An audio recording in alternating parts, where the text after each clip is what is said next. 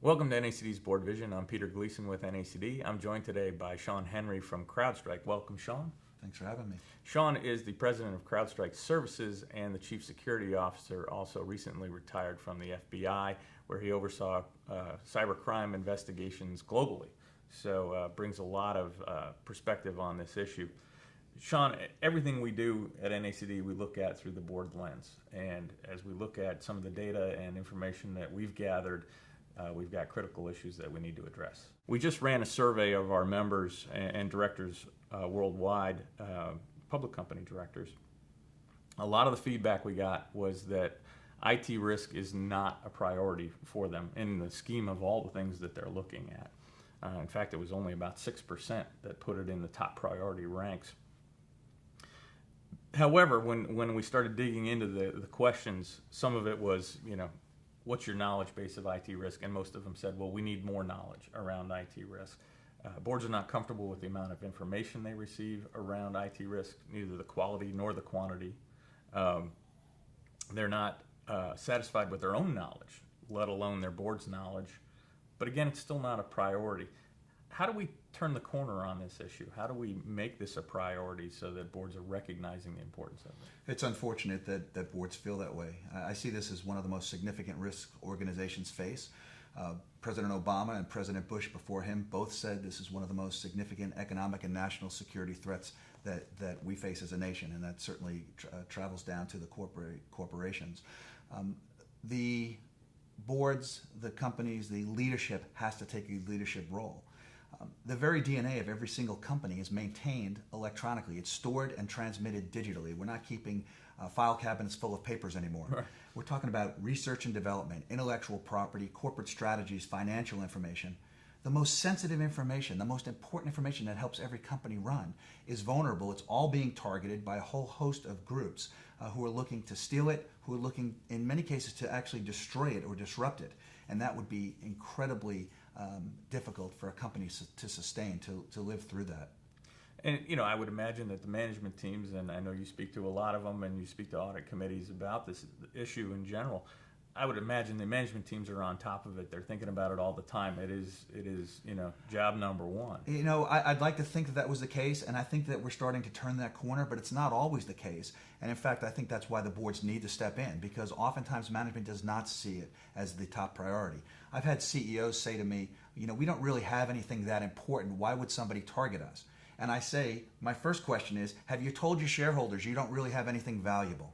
Because if you don't think that the information that you contain, your corporate strategies, your intellectual property, the things that you're manufacturing, if that's not important, then what are you in business for? What are you doing? Foreign intelligence services, criminal organized groups, even terrorist organizations are looking to take this data. They're turning it into money. They're bilking organizations around the world of billions of dollars. There are consultancies that have called this hundreds of billions of dollars of impact every single year of lost information. And that, to me, should be one of the highest priorities within a company. So almost everybody that I've heard talk about cyber over the past 2 years, we'll say, has said, it's not a matter of, if you're going to get breached, but you've probably already been breached. You don't even know it yet. What should we be thinking about in terms of how do we stop this, or can we stop this, or do we have to take defensive measures against it? Yeah, when I ran the FBI cyber operations, my agents around the country would go out dozens of times a week and knock on the door of companies throughout the United States and tell them that their network had been breached, because we found their data in the course of another investigation outside their network. So in many of the cases, the companies had no idea that the adversary had actually been on their network, in many cases for months, and in certain cases years.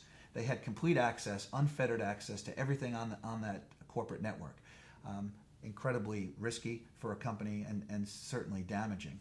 I think that with the awareness level, companies need to learn that it's not just about playing defense, that they have to be able to detect these threats. The most sophisticated adversaries with enough time and enough money are going to get on the network, regardless of how well it's defended. We have to certainly continue to have high defense, but in addition to that, we have to be able to detect when an adversary makes a breach into a network, because when you're able to detect it quickly, you can very easily mitigate that threat. If you allow them on the network for 4 months, 8 months, 2 years, undetected, that's where the substantial damage comes in. So in other words, it may take a breach to get this on the priority Well, list. this is one of those things, Peter, where you can't see it, you can't smell it, you can't taste it. Sometimes people actually have to feel the pain. It's unfortunate that is the case. One of the reasons, again, I think boards have to be personally involved. They have to demonstrate the leadership and the oversight, the accountability to demonstrate how important this is and to drive change. Is this, I mean, you hear about so many of these instances are triggered by an uneducated, or I don't want to say uneducated, but an unknowing act by an employee. They click on a phishing email or something like that opens the door and allows one of these perpetrators in. How much of this is education at the front end? Education is important for sure. I mean, you want to raise the awareness, the sensitivity levels of all the employees, of the leadership, etc. But the reality of it is, organizations have hundreds of employees. Some of the larger corporations have tens of thousands or hundreds of thousands of employees. There's always going to be a weak link. Right. Again, the adversary is likely to get in. Imagine in the physical world trying to protect a building that had 100,000 doors on it. Pretty challenging. Right. I deal with companies all the time that have tens of thousands or hundreds of thousands of doors into their network, which are those computers.